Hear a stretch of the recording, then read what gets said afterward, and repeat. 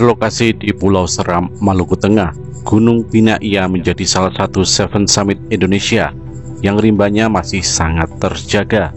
Gunung ini menjadi salah satu gunung dengan medan dan kontur trekking paling berat di Indonesia.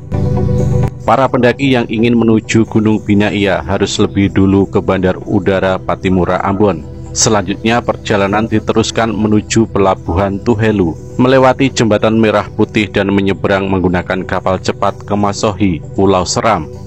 Sesampainya di Pulau Seram, pendaki harus mengurus dokumen surat izin masuk kawasan konservasi Taman Nasional Manusela dan melanjutkan perjalanan ke Desa Piliana. Di sini para pendaki akan beristirahat 1 malam dan melakukan upacara adat dari masyarakat desa. Upacara ini akan dipandu langsung oleh ketua adat dan meminta para pendaki untuk memakan pinang dan kapur sirih. Proses sudah menjadi aturan tidak tertulis yang pada intinya adalah untuk menjaga keselamatan para pendaki selama berada di dalam hutan.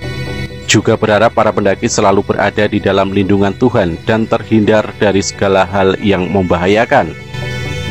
Keesokan harinya, para pendaki harus berjalan menuju Desa Yaputi. Desa ini menjadi lokasi terakhir sebelum proses pendakian dimulai.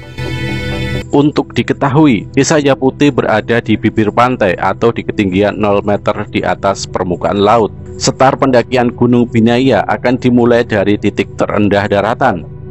Hal itulah yang membuat Gunung Binaya masuk ke dalam salah satu Seven Summit Indonesia, meskipun masih banyak puncak gunung yang lebih tinggi. Rute yang akan dilalui pendaki adalah berjalan ke arah kiri desa dan menyusuri pegunungan Manusela. Hamparan pohon sagu memenuhi hutan dan menjadikannya teman perjalanan. Kontur tanah naik dan menuruni bukit sudah tersaji di awal-awal pendakian, tak kalah menyusuri Sungai Titimula. Setidaknya dibutuhkan waktu selama 3 jam untuk mencapai Sungai Yahe Atas. Perjalanan akan makin terjal ketika pendaki mulai berjalan menuju Lukuamano. Suasana akan berubah karena pendaki memasuki hutan lembab yang ditumbuhi dengan pepohonan besar dan berjalan menuruni lembah untuk menuju Sungai Yamjitala. Setelah beristirahat sejenak, perjalanan diteruskan menuju shelter Ayemoto untuk bermalam seraya melepas lelah setelah disiksa dengan kerasnya kontur jalan pendakian Gunung Binaya. Di sini para pendaki juga bisa mengisi ulang kebutuhan airnya di Sungai Ayemoto dan menjadikannya sumber mata air terakhir selama pendakian.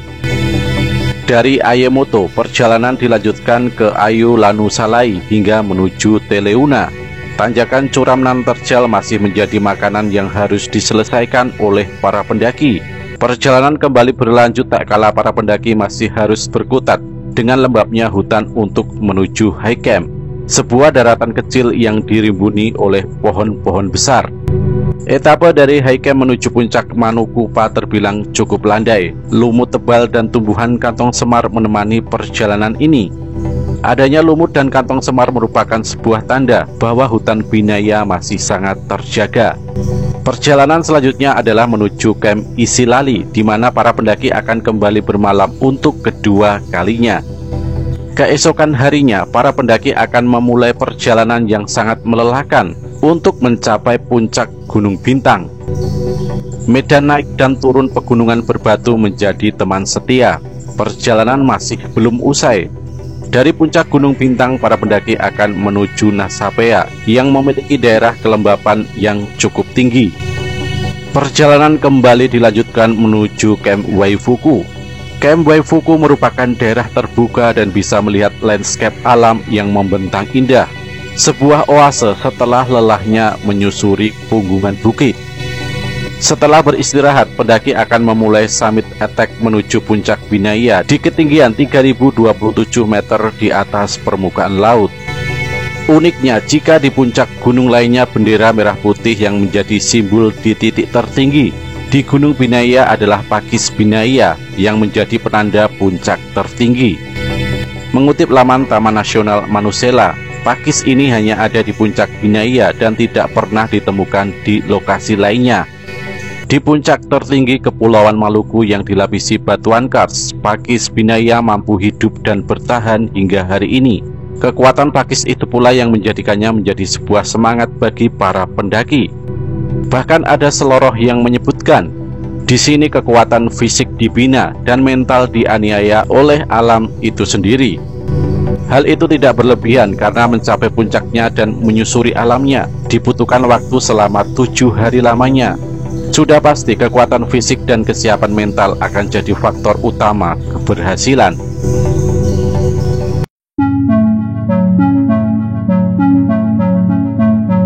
Adalah suatu hal yang sangat kompleks ketika kita membahas seputar silsilah keluarga dan tali persaudaraan masyarakat pegunungan Pulau Seram. Hubungan yang dahulunya sangat dekat, bahkan dikatakan sebagai saudara kandung, kini terpisah jarak dan kian renggang. Menurut Hasan, Kepala Saniri Negeri dari Desa Wahai Seram Utara, bahwa masyarakat pantai utara Seram dengan penduduk yang bermukim di kaki-kaki gunung memiliki satu ikatan keluarga yang dekat, kini kian menjauh karena jarak yang memisahkan. Pernah ketika misionaris Protestan gencar memasuki wilayah pegunungan, sebagian masyarakat yang muslim dan yang masih menganut animisme mulai memeluk agama Protestan. Sebagian pula memilih untuk tetap memeluk Islam. Pada waktu itu terjadi semacam konflik batin di antara mereka yang bersaudara. Tinggal bersama dalam satu wilayah dengan latar belakang keyakinan berbeda menurut mereka tidak benar. Kemudian diadakan sebuah perundingan yang dikenal dengan nama Perundingan Kursi Emas. Yang menjadi intisari agenda perundingan adalah terkait persoalan keyakinan dan kepercayaan yang masuk di Kanikeh pada waktu itu. Masing-masing tetap dengan pendiriannya ingin memeluk agama yang menjadi pilihan. Setelah melakukan perundingan bersama, maka tercetuslah kesepakatan bahwa siapa yang memeluk agama Islam harus turun ke pantai. Semua dicetus atas dasar kepentingan bersama agar tidak terjadi konflik lagi.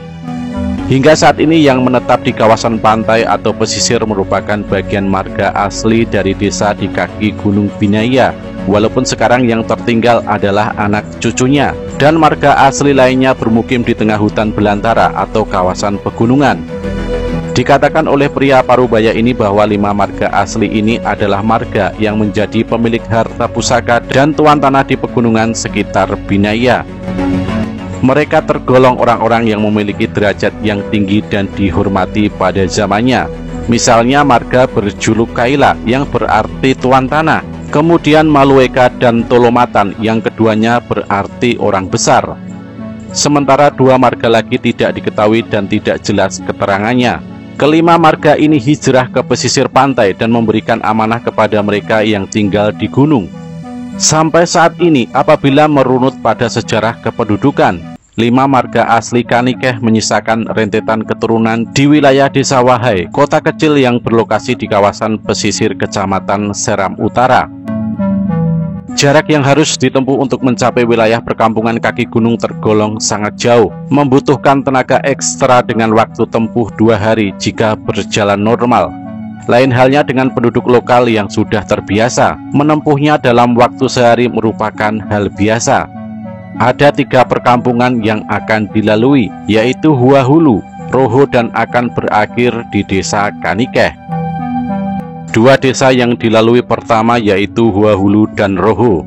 2 desa ini memiliki perbedaan yang sedikit mencolok dalam kepercayaan, padahal masih berada dalam satu wilayah dan jaraknya hanya sekitar 5-7 km. Di Huahulu, kepercayaan yang berkembang adalah Hindu-Buddha. Perilaku penduduknya dalam beragama masih menganut animisme layaknya pribumi. Maka dari itu, tidak heran ketika budaya, adat, dan peninggalannya sangat memberikan nuansa peradaban yang berbeda dengan yang lain. Kesan keramat dan mistik selalu menjadi sandaran mereka, meski notabene telah memeluk agama langit yang punya ajaran dan Alkitab. Mereka berpendapat bahwa leluhur mereka masih tetap saja selalu hadir dalam tiap langkah kehidupan mereka. Menurut Kepala Saniri Negeri Desa Kanikeh, Bapak Son, bahwa leluhur atau arwah nenek moyang menjaga dan melindungi mereka dalam kehidupan. Maka dari itu, salah satu contoh aktivitas adat masyarakatnya, setiap yang berkunjung ke tempat ini dan ingin mendaki Gunung Binaya diharuskan melalui ritual upacara adat Sirih Pinang. Tujuannya agar leluhur mereka tahu bahwa ada yang sedang menjejaki wilayahnya dan akan ia berikan perlindungan dari mara bahaya.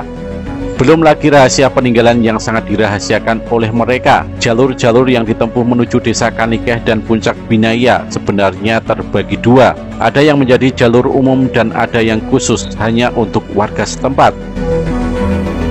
Jalur umum inilah yang sering dilalui para pendaki dengan bantuan guide yang disewa sebelumnya. Sementara jalur khusus adalah jalur adat menurut istilah mereka. Hanya diketahui oleh orang-orang tertentu dari mereka. Pada jalur ini terdapat tempat-tempat yang dikeramatkan dan hanya akan dikunjungi pada saat upacara adat pada tanggal 29 Desember.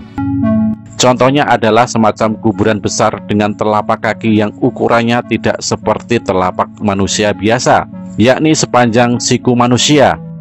Guide yang biasanya memandu para pendaki akan membawa mereka melalui jalur umum agar tidak melihat segala yang menjadi benda keramat warga setempat. Tidak mudah untuk melihat apa yang disembunyikan mereka, tapi untuk mengupas dan mencari tahu, mungkin tergantung pada waktu dan keberadaan kita di belantara tersebut.